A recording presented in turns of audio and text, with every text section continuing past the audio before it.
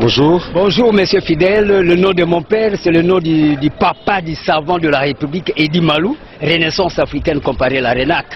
Vous vous appelez comment? Edi Malou, le premier savant de toute la République démocratique du Congo. Edi Malou.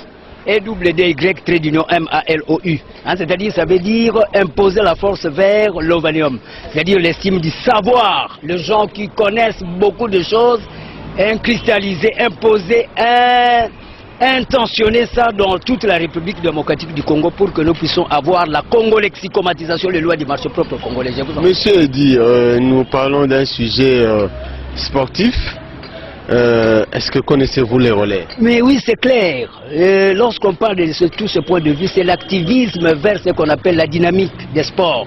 C'est-à-dire mettre un accent sur les revenus aussi à avoir. C'est un problème de TGO, théorie générale des organisations. Comment nous pouvons parvenir aussi à relever aussi les défis? Parce que par exemple, le Brésil, à part les végétariens, là, le végétalisme, nous avons cette même climatologie. Le Brésil aussi, c'est des... Oui, mais nous parlons du relais. Du relais, comme... Relais. Relais. C'est-à-dire, quand on parle de ces relais, on voit ce qu'on appelle le système de la technicité informatisée. C'est-à-dire, nous devons avoir c'est systématique. Les relais, c'est pas dans le sport, c'est pas une discipline sportive? Oui, ça fait allusion, parce que quand on parle de sport, on voit la nucléarité. C'est l'homme qui va vers la dynamique.